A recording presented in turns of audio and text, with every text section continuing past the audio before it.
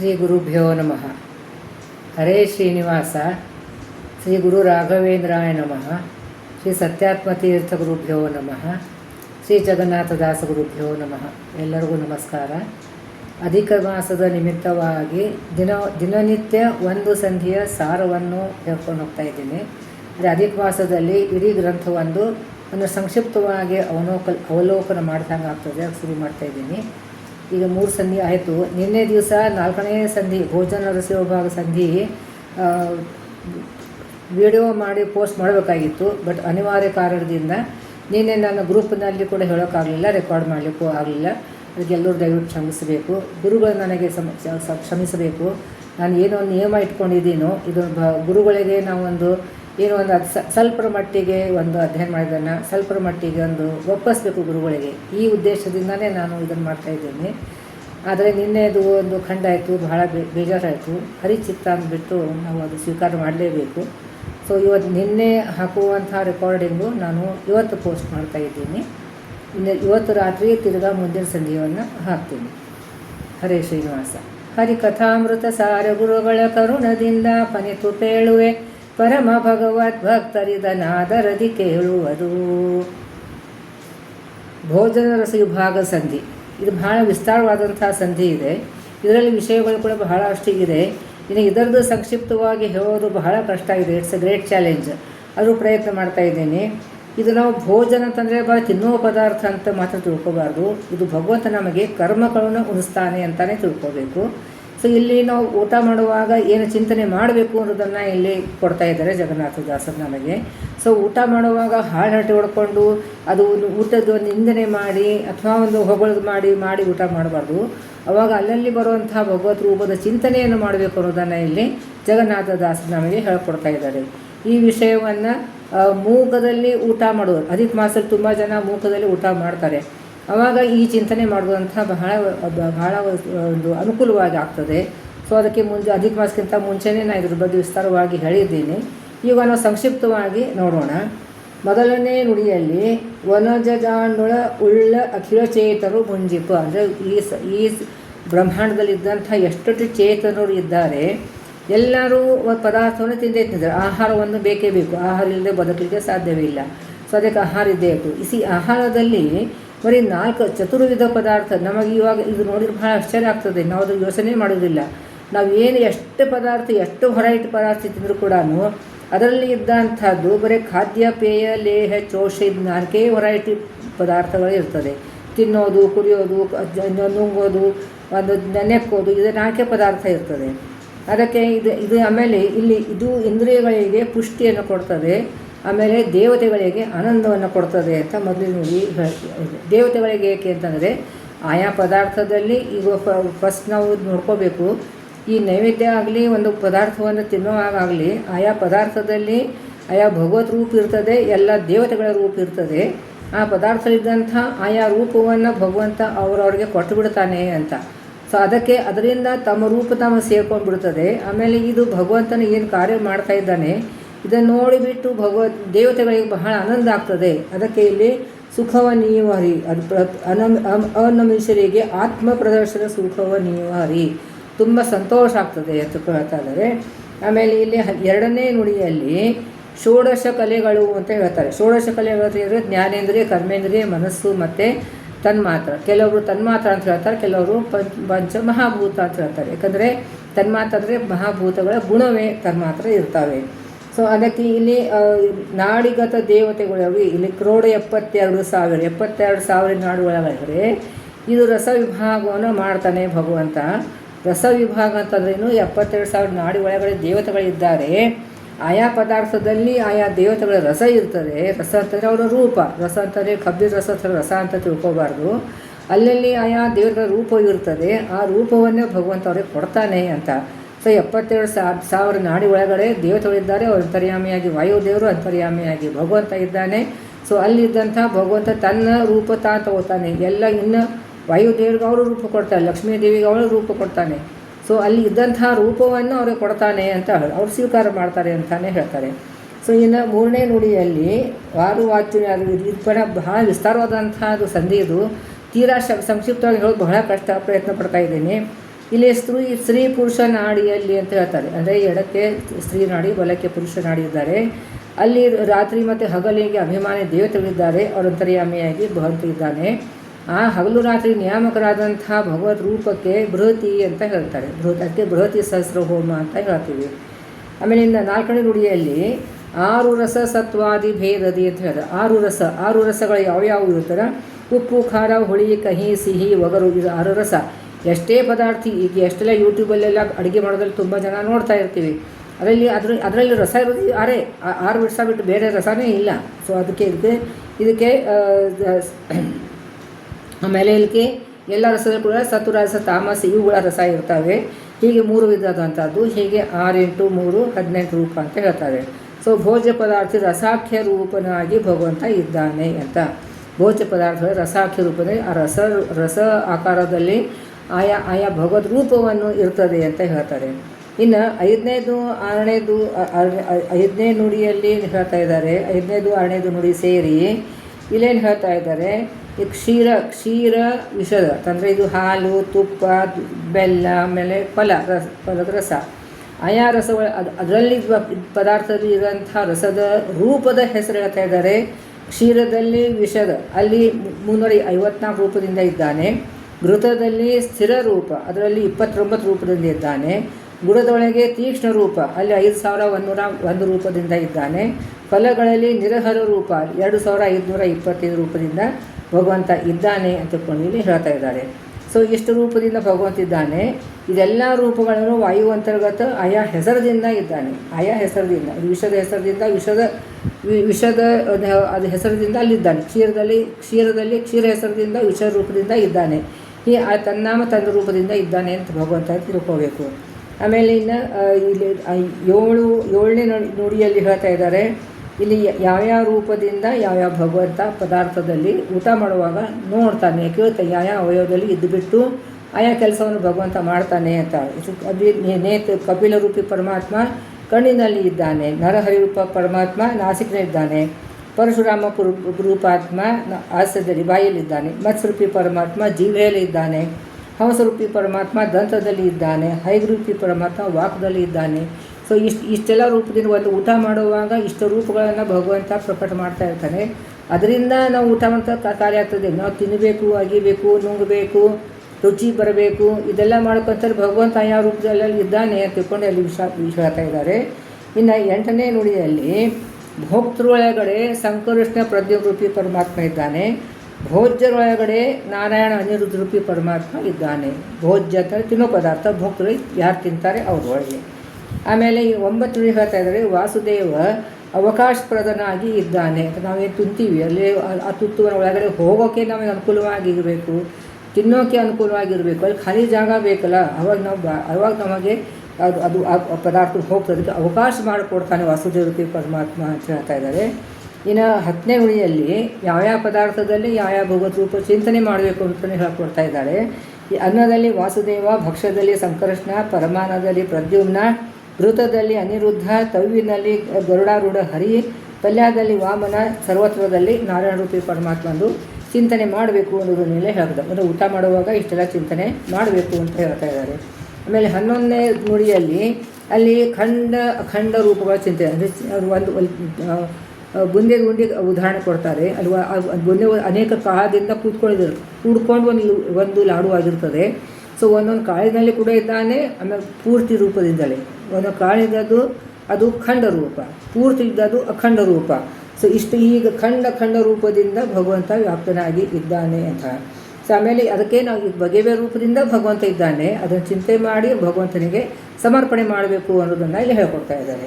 ಆಮೇಲೆ ಇನ್ನು 12ನೇ ನುಡಿಯಲ್ಲಿ ಈ ರೀತಿಯಾಗಿ ಚಿಂತನೆ ಮಾಡಿದವನು ನಿತ್ಯ ಉಪವಾಸಿ ಅಂತ ಹೇಳ್ತಾ ಇದ್ದಾರೆ.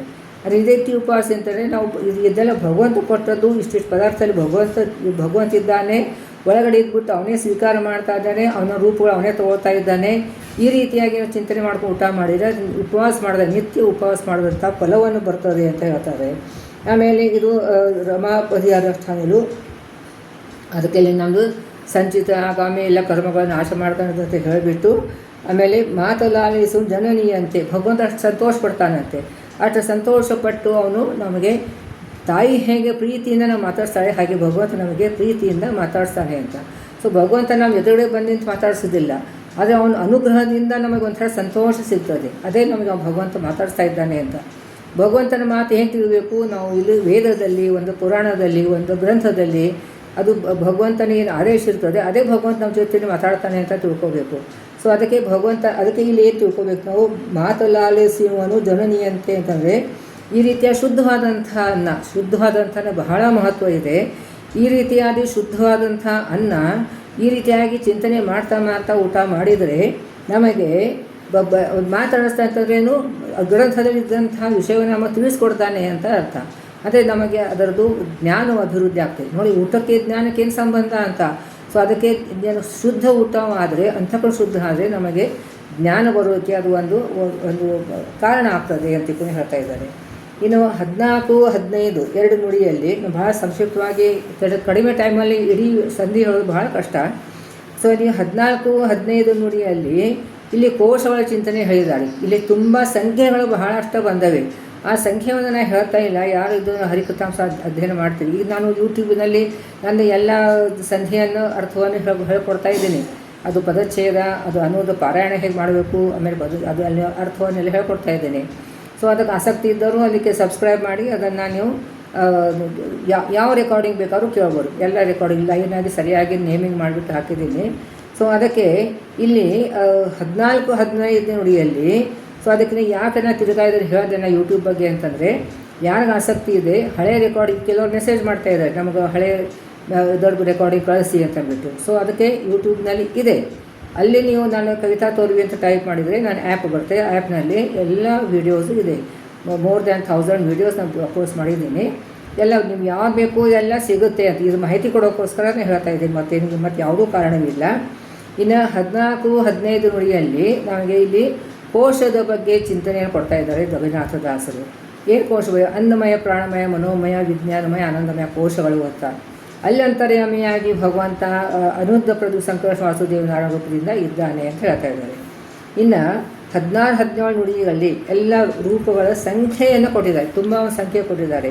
ಅದೇ ಇಲ್ಲಿ ಅನ್ನ ಅದರಲ್ಲಿ ಹೇಳುದು ಯಾವ ರೂಪ ಬಹಳ ಸಂಖ್ಯೆಯನ್ನು ಇಟ್ಟಿದ್ದಾರೆ. ಸೊ ಇದು 3 ನುಡಿಯಲ್ಲಿ ಎಲ್ಲ ರೂಪಗಳ ಸಂಖ್ಯೆಯನ್ನು ಕೊಟ್ಟಿದ್ದಾರೆ. ಇನ್ನು 19ನೇ ನುಡಿಯಲ್ಲಿ ಇದು ಪ್ರಾಣಪಾನ ವ್ಯಾನುದಾನ ಸಮಾನ, ಅದು 19 ಮತ್ತು ಸ್ವಲ್ಪ ಮಟ್ಟಿಗೆ 20 2 ನುಡಿಯಲ್ಲಿ ಭಗವಂತನ ಯಾವ್ಯಾವ ರೂಪಗಳು ಇವೆ. ಅಂದರೆ ಈ ಪಂಚ ಪ್ರಾಣರಲ್ಲಿ ಭಗವಂತ ಯಾವ್ಯಾವ ರೂಪ ಇದೆ. ಪ್ರಾಣಪಾನ ವ್ಯಾನುದಾನ ಸಮಾನ, ಪ್ರಾಣನಲ್ಲಿ ಅನಿರುದ್ಧ ಪ್ರದು ಸಂಕಟ ವಾಸುದೇವ ನಾರಾಯಣ, ಇದೇ ಲೈನ್ದಲ್ಲಿ ತಗೋಬೇಕು. ಸೊ ಅವರು ಇಲ್ಲಿ ಪ್ರಾಣದಲ್ಲಿ ರೂಪಗಳನ್ನು ಭಗವಂತನ ಇದೆ ಅಂತ ಹೇಳ್ತಾ ಇದ್ದಾರೆ. ಇನ್ನು 21ನೇ ನುಡಿಯಲ್ಲಿ 21, 22 2 ನುಡಿಯಲ್ಲಿ ಇದು ಶ್ರಾದ್ದದ ಬಗ್ಗೆ ವಿಚಾರವನ್ನು ಕೊಟ್ಟಿದ್ದಾರೆ. ಅಂದರೆ ಶ್ರಾದ್ದ ಅಂತಂದರೆ ಏನು, ನಾವು ಕೊಡುವಂಥ ಅನ್ನ ನಮ್ಮ ಹಿರಿಯರಿಗೆ ಹೇಗೆ ಮುಟ್ತದೆ ಅಂತ. ಸೊ ಇದು ಪಿತೃ ದೇವತೆಗಳು ಇರ್ತಾರೆ. ನಾವು ಕೊಟ್ಟೋದಂಥ ಅನ್ನ ಡೈರೆಕ್ಟ್ ನಾವು ನಮ್ಮ ತಂದೆಗೆ ಅಜ್ಜನಿಗೆ ಮುತ್ತಜ್ಜನಿಗೆ ಕೊಡೋದಿಲ್ಲ. ನಾವು ಅಲ್ಲಿಟ್ಟಿರ್ತೀವಿ, ಪಿತೃ ದೇವತೆಗಳು ಅದನ್ನು ಸ್ವೀಕಾರ ಮಾಡಿ ಅವ್ರು ಎಲ್ಲಿರ್ತಾರೋ ಅಲ್ಲಿ ಒಯ್ದು ಕೊಡ್ತಾರೆ. ಅವರು ಇದು ಪೋಸ್ಟ್ಮನ್ ಕೆಲಸ ಪಿತೃ ದೇವತೆಗಳೇ ಮಾಡ್ತಾರೆ. ಸೊ ಅದಕ್ಕೆ ಪಿತೃ ದೇವತೆಗಳಿಗೆ ನಾವು ಸಂತುಷ್ಟ ಮಾಡಿದರೆ ನಮಗೆ ಅದು ಫ್ಯಾಮಿಲಿ ಅಭಿವೃದ್ಧಿ ಆಗ್ತದೆ, ಸಂತಾನ ಅಭಿವೃದ್ಧಿ ಆಗ್ತದೆ ಅಂತ ಅದಕ್ಕೆ ಮಾಡಬೇಕು ಅಂತ ಹೇಳ್ತಾರೆ. ಸೊ ಇಲ್ಲಿ ಶ್ರಾದ್ದ ಮಾಡುವಂಥ ಯಜಮಾನನಲ್ಲಿ ಅನಿರುದ್ಧ ರೂಪಿ ಪರಮಾತ್ಮ ಇದ್ದಾನೆ. ಆಮೇಲೆ ಅಲ್ಲಿ ಮಾಡುವಂಥ ಅನ್ನ ವಿಭಾಗ ಅಂದರೆ ಪಿತಾಮಹ, ಪ್ರಪಿತಾಮಹ, ಇವು 3 ಜನಕ್ಕೆ ಆ ಅನ್ನವನ್ನು ವಿಭಾಗ ಮಾಡಿ ಮುಟ್ಸೋದಂಥ ಕೆಲಸ ಪ್ರದ್ಯುಮ್ನ ಸಂತೋಷ ರೂಪಿ ಪರಮಾತ್ಮ ಅವರು ಮಾಡ್ತಾರೆ ಅಂತ ಅನ್ನೋದನ್ನು ಇಲ್ಲಿ ಹೇಳ್ಕೊಡ್ತಾ ಇದ್ದಾರೆ. ಆಮೇಲೆ ಇನ್ನು 22ನೇ ನುಡಿಯಲ್ಲಿ ಕೂಡ ಅದೇ ಹೇಳ್ತಾ ಇದ್ದಾರೆ. ಆಮೇಲೆ ಇಲ್ಲಿ ದೇವತೆಗಳು ಯಾರ್ಯಾರು ಬರ್ತಾರೆ ಅಂತಂದರೆ ವಸುರುದ್ರ ಆದಿತ್ಯರು ದೇವತೆಗಳು ಬರ್ತಾರೆ. ಅವರಂತರ್ಯಾಮಿಯಾಗಿ ಪ್ರದ್ಯುಮ್ನ ಸಂಕಟ ವಾಸುದೇವ ರೂಪಿ ಪರಮಾತ್ಮ ಸ್ವೀಕಾರ ಮಾಡಿ ಅದನ್ನು ನಮ್ಮ ಹಿರಿಯರು ಯಾರ್ಯಾರು ಇರ್ತಾರೋ ಅವರಿಗೆ ಆ ಅನ್ನವನ್ನು ಒಯ್ದು ಕೊಡ್ತಾರೆ ಅಂತ ಅಂದ್ಬಿಟ್ಟು ಹೇಳ್ತಾ ಇದ್ದಾರೆ. ಆಮೇಲೆ 23ನೇ ನುಡಿಯಲ್ಲಿ ಧಾತುಗಳ ಬಗ್ಗೆ ವಿಚಾರ ಕೊಟ್ಟಿದ್ದಾರೆ. ಈ ಧಾತುವಿನಲ್ಲಿ ಸಪ್ತಧಾತುವಿನಲ್ಲಿ ಇದು ತ್ವಕ್, ಚರ್ಮ, ಮಾಂಸ, ರುಧಿರ, ಮೇಧಸ್ಸು, ಮಜ್ಜ, ಅಸ್ಥಿ, ಇದು ಸಪ್ತಧಾತುಗಳಲ್ಲಿ. ಅದರಲ್ಲಿ ಯಾವ್ಯಾವ ರೂಪಗಳಿದೆ. ಅನಿರುದ್ಧ ಪ್ರದು ಸಂಕಟ ವಾಸುದೇವ ನಾರಾಯಣ, ವಷಟ್ಕಾರ, ನರಸಿಂಹ, ಇಷ್ಟೆಲ್ಲ ರೂಪದಿಂದ ಭಗವಂತ ವ್ಯಾಪ್ತನಾಗಿದ್ದಾನೆ ಅಂತ ಹೇಳ್ತಾರೆ. ಆಮೇಲೆ ತ್ರಿನವತಿ, ಷಣ್ಣವತಿ ಹೆಸರಿನಿಂದ ಕಲಿಸ್ಕೊಳ್ತಾನೆ. ಅಲ್ಲಿ ಎಷ್ಟೆಷ್ಟು ರೂಪದಿಂದ ಭಗವಂತ ಇದ್ದಾನೆ ಅನ್ನೋದನ್ನು ಹೇಳ್ತಾ ಇದ್ದಾರೆ. ಆಮೇಲೆ ಇನ್ನು 24 ನುಡಿಯಲ್ಲಿ 2 ಉದಾಹರಣೆ ಕೊಟ್ಟಿದ್ದಾರೆ. ಶಬರಿಯಲ್ಲಿ ಎಂಜಲವನ್ನು ಭಗವಂತ ತಗೊಂಡ, ಋಷಿ ಪತ್ನಿ ಕೊಟ್ಟದಂಥ ಅನ್ನವನ್ನು ಸ್ವೀಕಾರ ಮಾಡ್ದ, ಕುಬ್ಜೆ ಅವಳು ಒಂದು ಗಂಧವನ್ನು ಕೊಟ್ಟಲು ಅದನ್ನು ಸ್ವೀಕಾರ ಮಾಡ್ದ. ಸೊ ಹೀಗೆ ಎಲ್ಲರೂ ಎಲ್ಲ ಇವರು ಅಲ್ಲಿ ಅವರೆಲ್ಲ ದೇವತೆಗಳಿದ್ರು ಕೂಡ ಅವರು ಜನ್ಮ ತಾಳಿ ಬಂದಂಥ ಒಂದು ಸಾಮಾನ್ಯ ರೂಪವನ್ನು ತಾಳಿ ಬಂದಿರ್ತಾರೆ. ಅವರೆಲ್ಲ ಇಲ್ಲ ಅಪ್ಸರಾ ಸ್ತ್ರೀಯರು ಇವರು ಅವ್ರು ಕೊಟ್ಟಿರ್ತಾರೆ. ಅದು ಕೂಡ ಅವರು ಇದ್ದಂಥ ಈ ಸಾಮಾನ್ಯ ಜೀವಿಗಳ ಕೂಡ ಭಗವಂತ ಎಲ್ಲನೂ ಸ್ವೀಕಾರ ಮಾಡ್ತಾನೆ. ಅದೇ ರೀತಿಯಾಗಿ ನಾವು ಕೊಟ್ಟದ್ದು ಅನ್ನವನ್ನು ಕೂಡ ಭಗವಂತ ಸ್ವೀಕಾರ ಮಾಡ್ತಾನೆ. ಅನ್ನ ಅಂತಾರೆ ನಾವು ಮುಂದಿಟ್ಟದ್ದನ್ನು ಅನ್ನವನ್ನೇ ಭಗವಂತ ತಿಂತಾನೆ ಅಂತ ಅರ್ಥ ಅಲ್ಲ. ನಾವು ಭಕ್ತಿಯಿಂದ ಅವನಿಗೆ ಮಾಡಿದರೆ ಅದು ಅಲ್ಲಿದ್ದಂಥ ತನ್ನ ರೂಪವನ್ನು ಸ್ವೀಕಾರ ಮಾಡ್ತಾನೆ ಅಂತ. ಯಾವಾಗಲೂ ಅವನ ರೂಪವನ್ನೇ ಅವನು ಸ್ವೀಕಾರ ಮಾಡ್ತಾನೆ ಅಂತಲೇ ನಾವು ಚಿಂತನೆ ಮಾಡಬೇಕು. ಆಮೇಲೆ ಇದು 24ನೇ ನುಡಿಯಲ್ಲಿ ಇದು ನಾವು ಏನು ಕೊಟ್ಟರು ಕೂಡ ಪ್ರೀತಿಯಿಂದ ಕೊಟ್ಟರೆ ಭಗವಂತ ಸ್ವೀಕಾರ ಮಾಡ್ತಾನೆ ಅನ್ನೋದನ್ನು ಹೇಳಿದರು. ಆಮೇಲೆ ಇದು 25ನೇ ನುಡಿಯಲ್ಲಿ ಭೋಜನ ಸಮಯದಲ್ಲಿ ಕೃಷ್ಣಾರ್ಪಣ ಅಂತ ಅನ್ಬೇಕು ಅಂತ. ಅಂದರೆ ನೀವು ಕೊಟ್ಟದ್ದನ್ನು ನಿನಗೆ ಸಮರ್ಪಣೆಪ್ಪ ಅಂತ ಅಂದ್ಬಿಟ್ಟು ಅಲ್ಲಿದ್ದಂಥ ಭಗವದ್ ರೂಪಗಳ ಚಿಂತನೆ ಮಾಡಿ ಅವನಿಗೆ ಸಮರ್ಪಣೆ. ಆ ಪದಾರ್ಥದಲ್ಲಿ ಇದ್ದಂಥ ಭಗವತ್ ರೂಪ ನಮ್ಮೊಳಗಡಿದ್ದಂಥ ಭಗವತ್ ರೂಪ ಐಕ್ಯ ಚಿಂತನೆ ಆಗ್ತದೆ. ಅವಾಗ ನಮಗೆ ಅದು ರಸದ ಒಂದು ಅನುಭವಕ್ಕೆ ನಮಗೆ ಬರ್ತದೆ. ಆಮೇಲೆ ಪುಷ್ಟಿ ಸಿಗ್ತದೆ, ಹೊಟ್ಟೆ ತುಂಬ್ತದೆ. ಬರೀ ಹೊಟ್ಟೆ ತುಂಬುವುದಲ್ಲ, ಅದನ್ನು ಉಪಚಯ ಆಗಿ ಎಲ್ಲ ಧಾತುಗಳಿಗೆ ನಮ್ಮ ಎಲ್ಲ ಇಂದ್ರಿಯಗಳಿಗೆ ಉಪಚಯ ಮಾಡಿ ಅದನ್ನು ಇಂದ್ರಿಯಗೆ ಪುಷ್ಟಿ ಕೊಡ್ತಾನೆ ಭಗವಂತ. ಅದಕ್ಕೆ ಈ ರೀತಿಯಾದಂಥದ್ದು ನಾವು ಚಿಂತನೆ ಮಾಡ್ತಾ ಊಟ ಮಾಡಿದರೆ ಭೋಜನ ಸಮಯದ ಕೃಷ್ಣಾರ್ಪಣ ಅಂತಂದರೆ ತಾಯಿ ಮಗುವಿಗೆ ಒಂದು ತುತ್ತು ಕೊಡ್ತಾಳೆ. ಆ ಮಗು ತುತ್ತು ಎಷ್ಟು ಪ್ರೀತಿಯಿಂದ ಸ್ವೀಕಾರ ಮಾಡ್ತದೆ. ಭಗವಂತ ತಾಯಿಯೂ ಹೇಗೆ ಪ್ರೀತಿಯಿಂದ ಮಗುವಿಗೆ ತಿನ್ನಿಸ್ತಾಳೆ, ಮಗು ಕೂಡ ಪ್ರೀತಿಯಿಂದ ಸ್ವೀಕಾರ ಮಾಡ್ತದೆ. ಅದೇ ರೀತಿಯಾಗಿ ಭಗವಂತ ನಾವು ಕೊಟ್ಟದಂಥ ಅನ್ನವನ್ನು ಪ್ರೀತಿಯಿಂದ ಸ್ವೀಕಾರ ಮಾಡ್ತಾನೆ ಅಂತ. ಇದನ್ನು ಗಟ್ಟಿ ತಿಳ್ಕೋಬೇಕು. ಇಲ್ಲಿ ಅನ್ನ ಅಂತಂದ್ರೇನು, ನಮ್ಮ ಅನ್ನದಂಥ ಅನ್ನ ಚಪಾತಿ ಅದನ್ನೇ ತಗೋತಾ ಅಂತಲ್ಲ, ಅದರೊಳಗಿದ್ದಂಥ ಭಗವಂತರ ರೂಪಗಳು ಸ್ವೀಕಾರ ಮಾಡ್ತಾನೆ.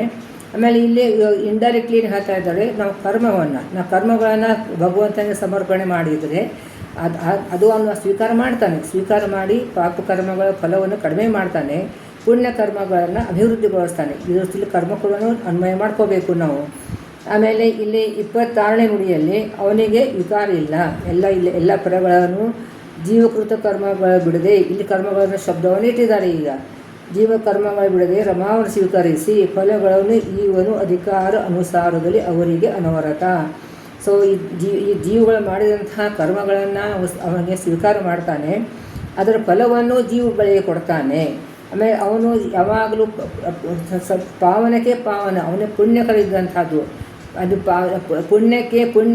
ಪುಣ್ಯತ್ವವನ್ನು ತಂದುಕೊಡುವಂಥ ಭಗವಂತ. ಅದಕ್ಕೆ ಇಂಥದ್ದು ಹರಿಗೆ ಮತ್ತಿನ್ನೇ ಅವ್ರಿಗೆ ವಿಕಾರ ಎಲ್ಲಿ ಬಂತು, ವಿಕಾರ ಇಲ್ಲ ಅಂತಲೇ ಹೇಳ್ತಾ ಇದ್ದಾರೆ.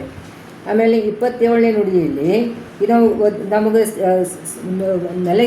ಜ್ವರ ಬಂದಾಗಲಿ ಏನೋ ಆಗಲಿ ನಮ್ಮ ಜೀವಕ್ಕೆ ಏನಾದರೂ ಕಲುಷ ಬಂದರೆ ಏನು ಪದಾರ್ಥ ತಿಂದ್ರೂ ನಮಗೆ ರುಚಿ ಹತ್ತೋದಿಲ್ಲ. ಅದೇ ರೀತಿಯಾಗಿ ಭಗವಂತನ ಸಕಲ ರಸ ಮಂಗಳವಾಗಿದ್ದಂಥದ್ದು. ಸೊ ಅವನಿಗೆ ಇದು ಪೂತನಿ ವಿಷ ಕೂಡ ಉಂಡಿದೆ ಅವನಿಗೆ. ಅದೇ ನಾವು ಕೊಟ್ಟದಂಥ ಕರ್ಮಗಳನ್ನಾಗಲಿ ಅಥವಾ ರಸಗಳನ್ನಾಗಲಿ ಸ್ವೀಕಾರ ಮಾಡಿದರೆ ತನ್ನ ರೂಪವನ್ನು ಸ್ವೀಕಾರ ಮಾಡ್ತಾನೆ.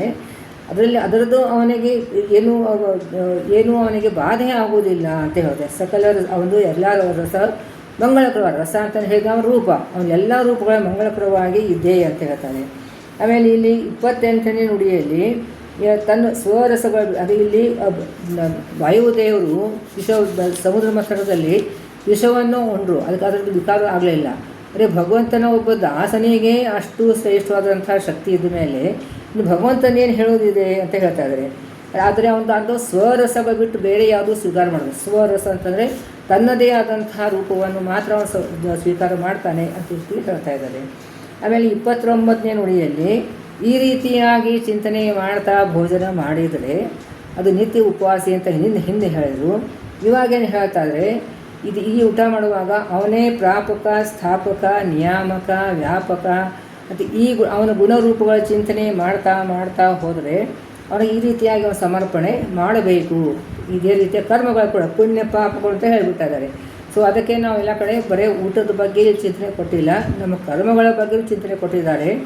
ಈ ಊಟವನ್ನು ಮಾಡುವಾಗ ಹೇಗೆ ಸಮರ್ಪಣೆ ಮಾಡಬೇಕು, ಅದೇ ರೀತಿಯಾಗಿ ನಮ್ಮ ಕರ್ಮಗಳನ್ನು ಕೂಡ ಭಗವಂತ ಸಮರ್ಪಣೆ ಮಾಡಬೇಕು ಅವಾಗ ಅವನು ಎಂದರಿತು ನೀನು ನಿರ್ಲೇಪನಾಗಿರು. ಅವಾಗ ಭಗವಂತ ಸಮರ್ಪಣೆ ಮಾಡಿದರೆ ನಮಗೆ ಅದೊಂದು ಲೇಪ ನಮಗೆ ಆಗುವುದು, ಈ ಕರ್ಮದ ಲೇಪ ನಮಗೆ ಆಗುವುದಿಲ್ಲ ಅಂತ ಹೇಳ್ತಾ ಇದ್ದಾರೆ.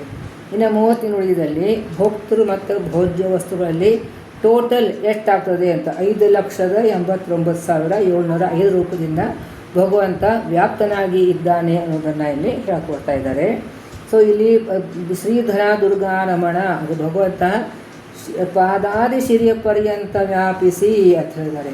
ಅದರ ಪಾದದ ಶಿರವರೆಗೆ ಅಂದರೆ ಸರ್ವತ್ರ ನಮ್ಮ ದೇಹದಲ್ಲಿ ಸರ್ವತ್ರ ವ್ಯಾಪ್ತನಾದಂತಹ ಭಗವಂತ ಅವನು ಕಾದುಕೊಂಡಿಯ ಸಂತತ ಕಾಡ್ಕೊಂಡು ಕೂತಿದ್ದಾನಂತೆ. ನಮಗೆ ಉದ್ಧಾರ ಮಾಡಬೇಕು ಅಂತ ಕಾಯ್ಕೊಂಡು ಕೂತಿದ್ದಾನೆ. ಅದಕ್ಕೆ ನಾವು ಭಗವಂತನಿಗೆ ಈಗ ಒಂದು ಕ್ಷೇತ್ರಕ್ಕೆ ಹೋಗಿ ನಮಸ್ಕಾರ ಮಾಡಿದರೆ, ಭಗವಂತ ನಾನು ಪಾಪಿಷ್ಟಪ್ಪ, ನನ್ನ ಅಂದ್ರೂ ನಾನು ಉದ್ಧಾರ ಮಾಡೋಕ್ಕೋಸ್ಕರ ನನಗೆ ಈ ಜೀವನ ಕೊಟ್ಟಿದೆಯಾ, ನಮಗೆ ಸಾಧನೆ ಮಾಡಿಸಪ್ಪ, ನಾನು ಉದ್ಧಾರ ಮಾಡಪ್ಪ ಅಂತ ನಾವು ಮಾಡಬೇಕು. ಅದು ನೀವು ಇಷ್ಟ ನಾವು ನಿಂದು ದರ್ಶನ ಭಾಗ್ಯ ಕೊಟ್ಟಿಲ್ಲ ನನಗೆ ಅಂತ ಅಂದ್ಬಿಟ್ಟು ಸಂತೋಷದಿಂದ ಭಗವಂತನ ಮುಂದೆ ಕೂತು ಅಳಬೇಕಂತೆ. ನಾನು ಇಷ್ಟು ಪಾಪಿಷ್ಟಪ್ಪ, ನಾನು ಪಾಪಿಷ್ಟಿದ್ದೀನಿ, ಅದು ನನಗೆ ಉದ್ಧಾರ ಮಾಡೋಕ್ಕೋಸ್ಕರ ನೀನು ಇಷ್ಟು ನನಗೆ ಇಷ್ಟು ದೇಹವನ್ನು ಕೊಟ್ಟಿದ್ದೀಯಾ, ಸಾಧನೆ ಮಾಡಿಸ್ತಿದ್ದೀಯ, ಸ್ವಲ್ಪ ಮಟ್ಟಿಗೆ ಬುದ್ಧಿ ಕೊಟ್ಟಿದ್ದೀಯಾ, ನನಗೆ ಉದ್ಧಾರ ಮಾಡಪ್ಪ ಸ್ವಾಮಿ ಅಂತ ಈ ರೀತಿಯಾಗಿ ನಾವು ಚಿಂತನೆ ಮಾಡಬೇಕು ಅಂತ ನಾನು ಈಗ ಇವತ್ತು ಭೋಜನ ಸನ್ನಿಧಿಯಾಗೆ ಇದು ಬಹಳ ಸಂಕ್ಷಿಪ್ತವಾಗಿ ನಾನು ಹೇಳ್ಕೊಂಡು ಹೊರಟಿದ್ದೀನಿ. ಅಂದರೆ ಒಂದು ಅಧಿಕ ಮಾಸದಲ್ಲಿ ಪೂರ್ತಿ ಗ್ರಂಥವನ್ನು ಅವಲೋಕನ ಆಗಲಿ ಉದ್ದೇಶದಿಂದ ಹೇಳ್ತಾ ಇದ್ದೀನಿ. ಅದರ ಅರ್ಥ ಇಷ್ಟೇ ಅಂತ ತಿಳ್ಕೊಬೇಡಿ, ಬಹಳ ವಿಸ್ತಾರವಾದಂಥ ಅರ್ಥವಿದೆ. ಅದು ಸ್ವಲ್ಪರ ಮಟ್ಟಿಗೆ ನಾವು ಭಾಗವತ ಒಂದು ವಾರದಲ್ಲಿ ಕೇಳ್ತೀವಿಲ್ಲ, ಅದೇ ರೀತಿಯಾಗಿ ನಾವೀಗ ಸಂಕ್ಷಿಪ್ತದಲ್ಲಿ ಹೇಳ್ಕಥಾಂಸಾರವನ್ನು ಅವಲೋಕನ ಮಾಡ್ತಾ ಇದ್ದೀವಿ. ಗುರುಗಳು ನಮಗೆ ಅನುಗ್ರಹ ಮಾಡಲಿ, ಇದೇ ರೀತಿಯಾಗಿ ಸೇವೆಯನ್ನು ತಗೊಳ್ಳಿ. ಗುರುಗಳು ನನ್ನ ಕಡೆಯಿಂದ ಈ ಸೇವೆ ಮಾಡಿಸ್ಲಿ.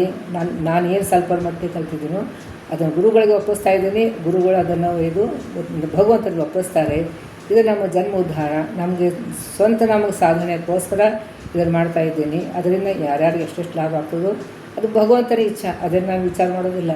ಅದು ಎಲ್ಲರಿಗೂ ಉದ್ಧಾರ ಆಗಲಿ ಅಂತ ಉದ್ದೇಶದಿಂದ, ಎಲ್ಲರಿಗೂ ಕ್ಷೇಮವಾಗಲಿ ಉದ್ದೇಶದಿಂದ ಮಾಡ್ತಾ ಇದ್ದೀನಿ. ಹರೇ ಶ್ರೀನಿವಾಸ.